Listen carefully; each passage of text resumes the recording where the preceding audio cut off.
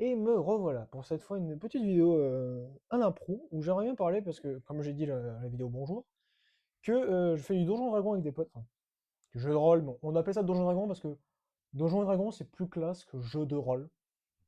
Je sais pas vous, moi je préfère. Mais juste pour vous expliquer le perso que je joue en ce moment dans la nouvelle campagne, on a fait 2 sessions, donc pas trop avancer dans l'histoire, mais juste pour vous présenter un peu mon perso, etc. Je vous mettrai des images, des dessins qu'on fait moi et mes amis juste là. Bon, là, c'est sympa. Je crois que j'ai tapoté le micro, ça fait du son. On verra. Mais oui, donc je vous mettrai des images pour vous parler de ça. Donc, mon perso, j'ai ma petite fiche là. Attention. Parce que j'ai ma fiche de personnage. Donc, je vais vous raconter son histoire, de mémoire de ce que j'ai. Donc, mon personnage s'appelle Flint. Il est originaire de la planète Terre. Donc, voilà. Enfin, lui vit dans un monde qui est comme le nôtre, mais poussé à l'extrême. C'est-à-dire qu'il va dans un monde où poussé à l'extrême dans le sens politique. Où son monde est dirigé par un système capitaliste et de droite très fort, etc.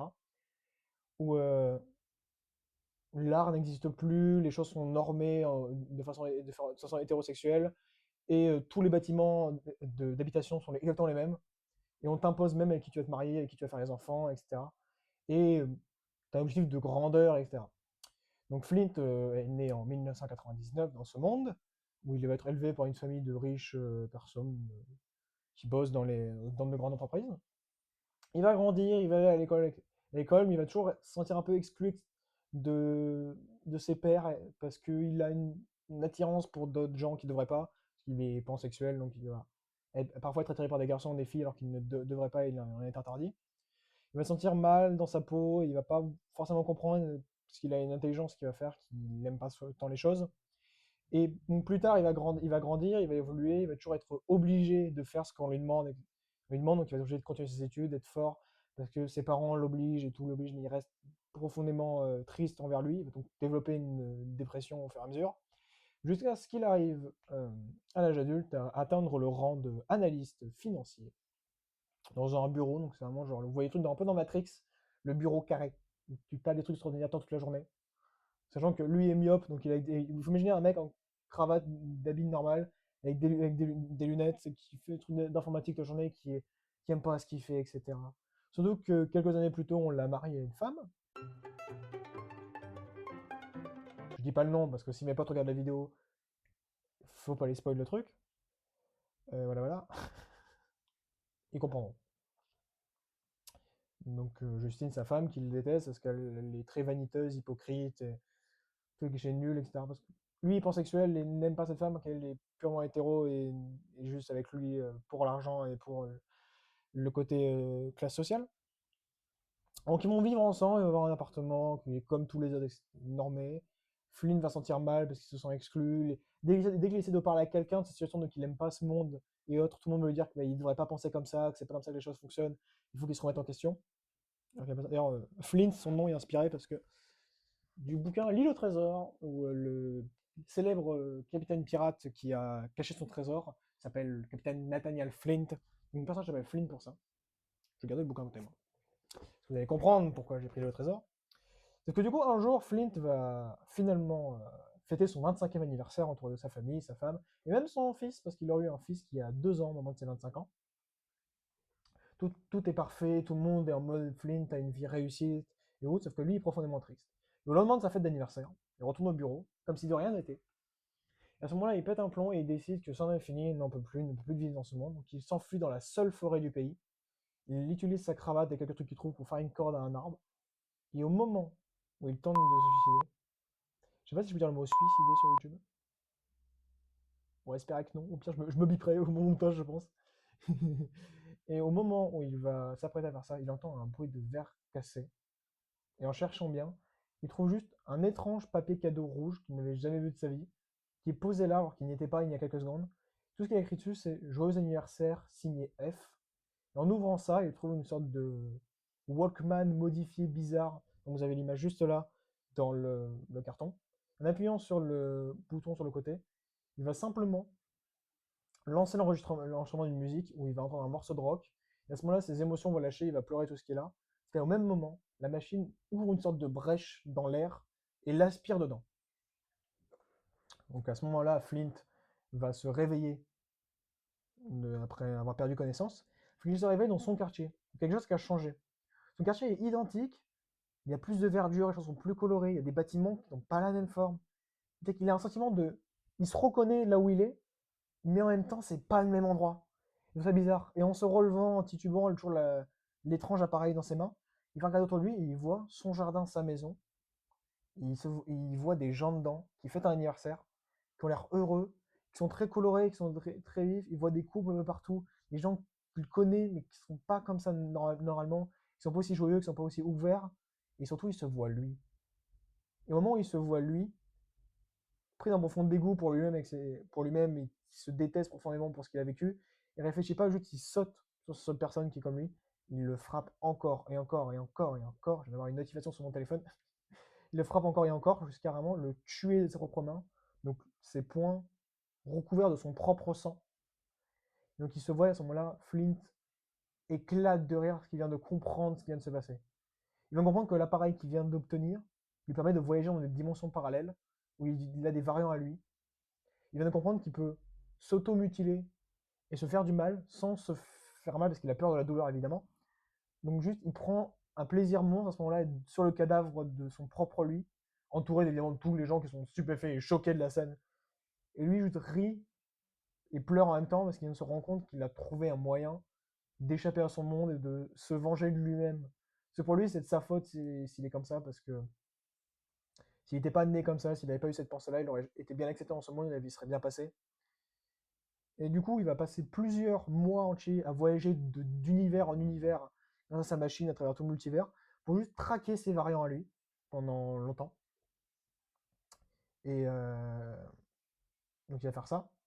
Il va aussi tester les trucs avec sa machine, de comment elle fonctionne, qu'est-ce qu'il fait, qu'est-ce que si tu vas dans le passé, il se passe ça, si tu vas dans le futur, dans une dimension parallèle ou ça. Comment marche le multivers, il va les comprendre. Il va traquer énormément de variants à lui et les tuer de manière de plus en plus violente pour se satisfaire lui-même là-dedans. Il vient sans aucune émotion, juste il est fixé sur l'objectif. Sauf une fois, il va aller dans un univers et cette fois-ci, il va trouver un variant à lui qui est un enfant, qu'il va retrouver, couteau en main, prêt à se tailler le bip. Et en voyant ça, Flint, le canon déjà arrivé sur la tête de l'enfant, il va être pris de remords et de regrets, se rendre compte de ce qu'il est devenu, va enlacer sa version plus jeune de lui, va prendre le couteau, se taillader le visage pour se faire des marques, donc marques que vous voyez sur l'image que vous avez là. Je sais pas si je vais vous zoomer. Bref. Donc se tailler le visage pour se prendre le symbole de il est changé, il va reprendre sa technique. Il demande à l'enfant de qu'est-ce qu'il rêvait. Et l'enfant lui dit que tout ce qu'il rêvait, c'était d'être un pirate. Donc à ce moment-là, Flynn se souvient que lui aussi, quand il était enfant, il avait l'image du pirate ancien, parce que dans cette dimension au XVIIIe siècle, comme dans la note, les pirates ont existé, et il trouvait ça formidable et ça le rendait fou. Donc Flynn va à ce moment-là devenir un pirate du multivers, qui va avoir des notions d'anarchie et juste d'être contre les gouvernements, pour faire en sorte que plus jamais personne vive ce qu'il a vécu dans son univers à tout prix. Donc il va former un équipage, qui s'appelle l'équipage des pirates de l'anarchie. Oui, je suis pas allé très loin pour chercher le nom, mais écoutez, voilà. Il va voyager d'univers en univers, il va faire beaucoup de choses. D'ailleurs, je vous mettrai la liste des crimes qu'il a fait juste là. Il va aussi rencontrer, il va dans un univers où il va rencontrer une jeune fille dans une ruelle, dans un monde un peu cyberpunk, très bizarre et très sale. C'est une gamine qui est dans un petit coin, qui pleure, qui est tout seul, qui a froid. Et Flynn va la trouver.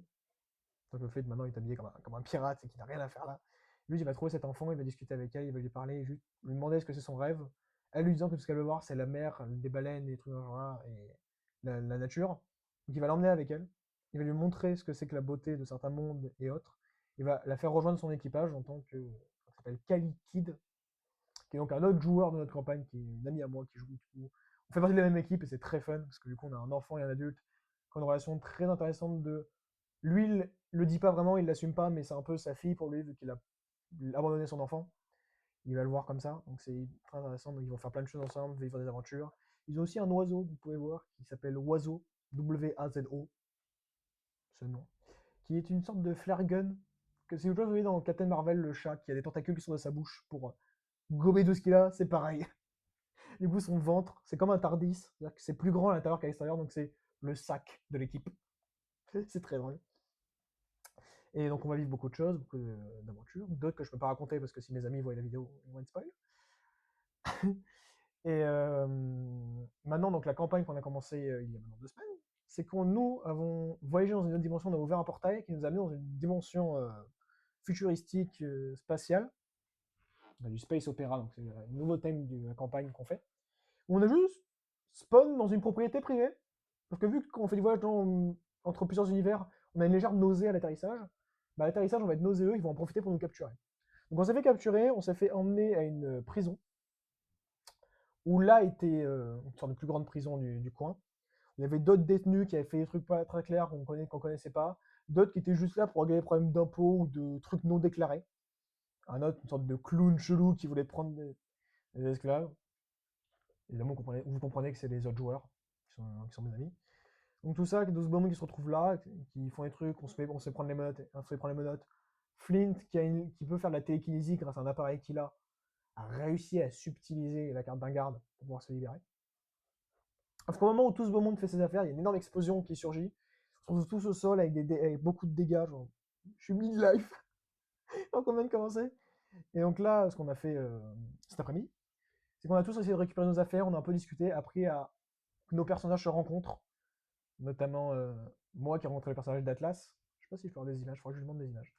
Le personnage d'Atlas, on m'a dit qu'il s'appelait Kelray, et mon perso a genre bug en mode non, et en mode il rougit, etc. Il se passe des trucs. Qu'est-ce qui se passe? Je ne le dirai pas pour mes amis au cas où ils regardent. Mais voilà. Donc on est là, on a tous récupéré, on a récupéré certaines de nos affaires.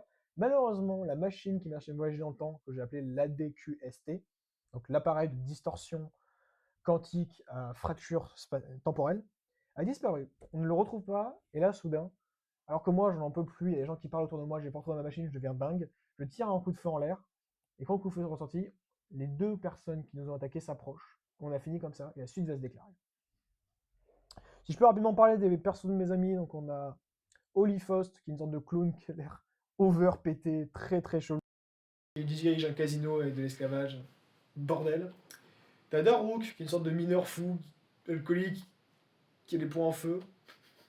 T'as Oscar Torrent, qui est une sorte de déserteur en fuite, qui est maladroit, qui vomit tout le temps, qui est tout le temps stressé, qui a un gaffeur né. Tu as Atlas et Ika qui sont en équipe. Ika, c'est un robot qui va défendre Atlas, qui est une sorte de noble, qui va donc devoir les protéger, qui est faible, qui a quelques trucs cybernétiques sur les bras. Il y a Mizuki, qui est une enfant qui a un canon à la place du bras. Voilà. Un gamin qui a 80 du bras, je peux pas dire mieux, c'est ça. Et après, si je me souviens bien, il n'y a pas d'autres persos. Je sens qu'il y en a qui va m'engueuler parce que j'ai oublié son perso. Donc ça, c'est Donjons & Dragons, la campagne qu'on fait en ce moment. Et la campagne précédente qu'on a fait, mais pour des raisons de strike, je n'en parlerai pas sur YouTube et je ne montrerai pas les images de mon ancien perso qui était un druide assez coquin, on va dire. Je ne parlerai pas lui, mais j'adore mon Lox Camus. Donc voilà, donc c'était l'histoire de Flint et mon perso, j'espère que ça vous a plu. Les petites images, les dessins de mes amis, n'hésitez pas à dire qu'ils sont jolis parce que ils font du très beau travail, mes amis, quand ils font les dessins, c'est toujours magnifique. Donc voilà.